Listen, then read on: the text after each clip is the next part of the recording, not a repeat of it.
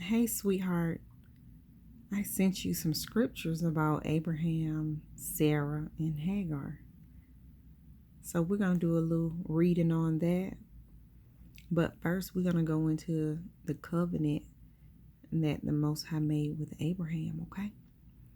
So we're going to go to Genesis chapter 17. We're going to start at verse 1. And when Abram was 99 years old, the Lord appeared to Abram and said to him, I am the Almighty God. Walk before me and be thou perfect, and I will make my covenant between me and thee. So the Most High is telling Abraham to walk with him, meaning to obey, to live by his words, live the Bible, keep the commandments. And in exchange, he was going to make him what? He would multiply his seed exceedingly. Meaning that Abraham would be the father of many offsprings. And Abram fell on his face, and God talked with him, saying, As for me, behold, my covenant is with you, is with Abraham, and you shall be a father of many nations. Meaning Abraham will be the forefathers of many nationality of people on this earth. Not just one nation of people, but many nations. Neither shall your name anymore be called Abram, but your name shall be Abraham. So at this point, Abram's name was changed to Abraham. For a father of many nations have I made thee, and I will make thee exceedingly fruitful, meaning Abraham will have many children. And I will make nations of thee. See, it repeats again.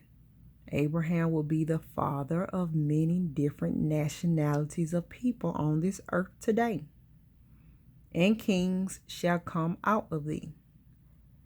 And I will establish my covenant between me and thee, and thy seed after thee, in their generations, for an everlasting covenant. Meaning this covenant is forever. This covenant was made all the way back during Abraham's time, and this covenant still applies today. So we have to learn who are the people that this covenant still applies to today. But it's going to take us some time to get into all of this. But we're going to learn. We're going to find out a lot of things, okay?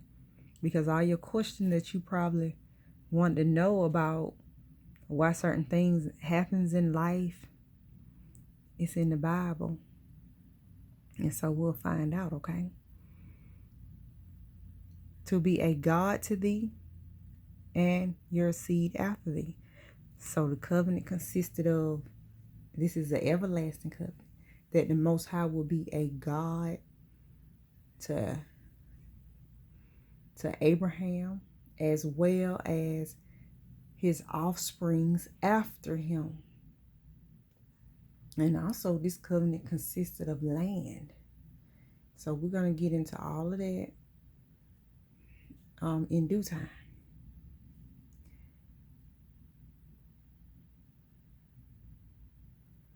And I will give to thee and your seed after thee the land wherein thou art a stranger, all the land of Canaan, for an everlasting possession, and I will be their God. See, this covenant involves land.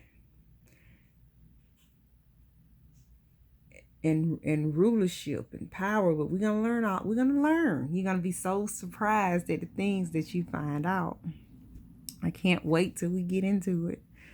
And God said to Abram, "You shall keep my covenant, therefore, you and your seed after thee in their generations." So the Most High saying you got to keep the contract. You got to keep the covenant. A covenant is a contract. So now we're going to go over and read about Sarah and Hagar, okay? And this is at Genesis chapter 16. We're going to start at verse 1. Now Sarah, Abraham's wife, bare him no children. So at this time, Sarah and Abraham, they have no children of their own. And she had an handmaid, an Egyptian, whose name was Hagar. But they did have an Egyptian lady there by the name of Hagar. And Sarah said to Abraham, "Behold, now the Lord have restrained me from bearing children." So Sarah is talking to her husband. She was like, "The Most High hasn't blessed me with any children. I pray thee, go into my maid." So she's saying, "Please marry my maid Hagar, so that we may" what?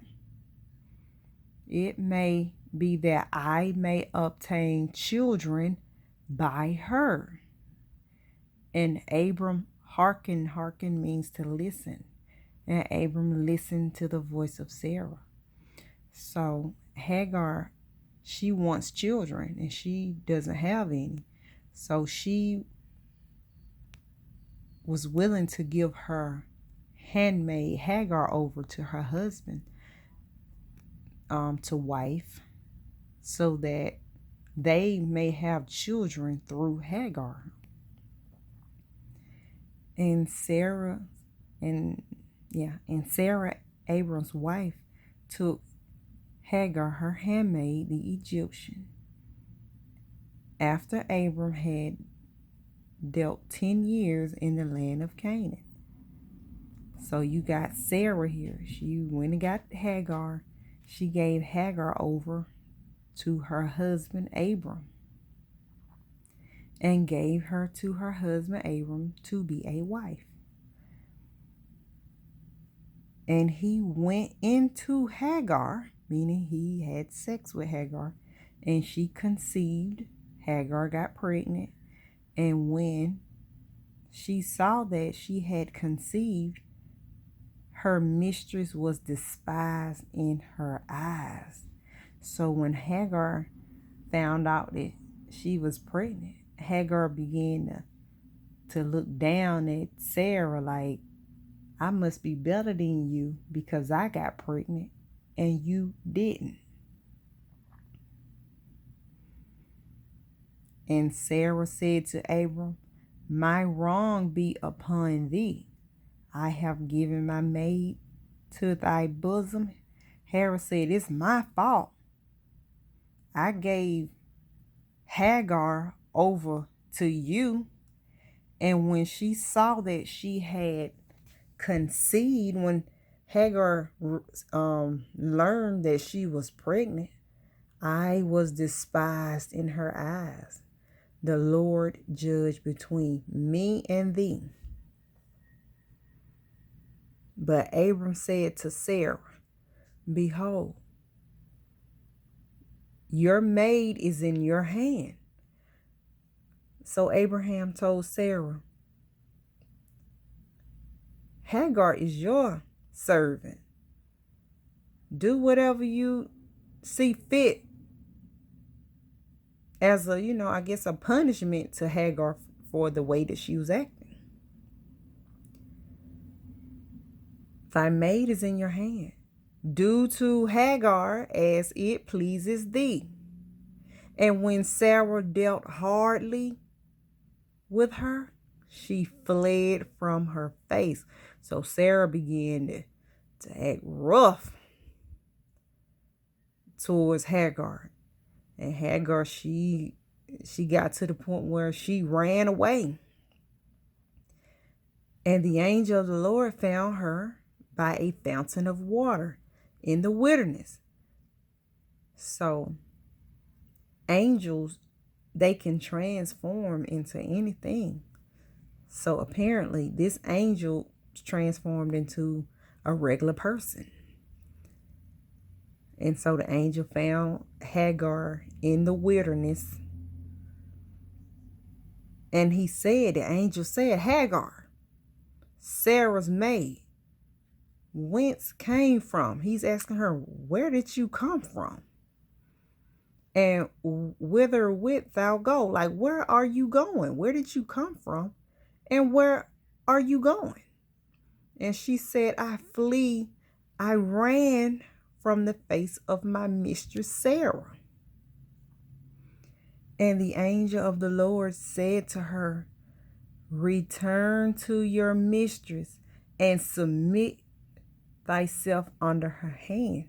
So the angel was telling Hagar to go back to Sarah and do whatever Sarah tells you to do it. So, Hagar, she went back to Sarah. And after some time passed, guess what? We're going to scoot down to 15. We still at Genesis chapter 16, and we're at verse 15. And Hagar bare Abram a son. So Hagar gave birth to her and Abram's son. And Abram called his name, which Hagar bare, Ishmael. Yeah. And Abram was 86 years old when Hagar bare Ishmael to Abram. So let's see who are the Ishmaelites today. Who are Ishmael's descendants? So what we're going to do, we're going to go into the Josephus. Josephus was a 1st century Roman historian. His name is Flavius Josephus. So we're going to go into the antiquities of the Jews. And it says right here,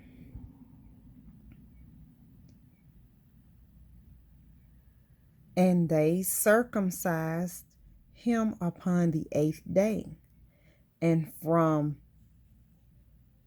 that time, the Jews continued the custom of circumcising their sons within that number of days. But as for the Arabians, they circumcised after the 13th year, because Ishmael,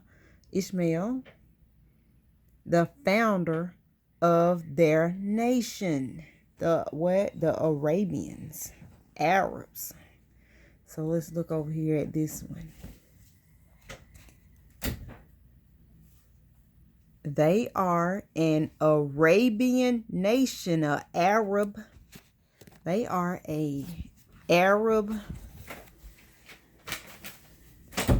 nation.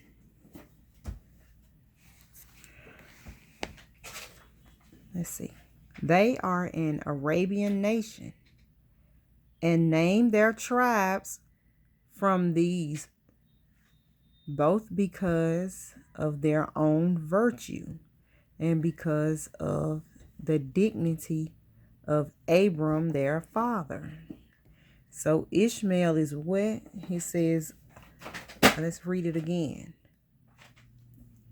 Of this wife were born to Ishmael 12 sons. These are the 12 sons right here.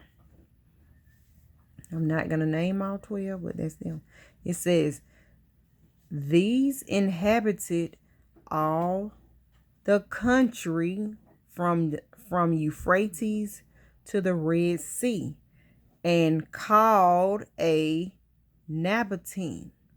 They are an Arabian nation, an Arab nation. That Ishmael is the forefather of the Arabs. Okay? So that's all we're going to get into today. Next time, we're going to get into Sarah. We're going to find out if Sarah, if she was able to ever conceive. So that's what we'll do next time. All right. See you, sweetie.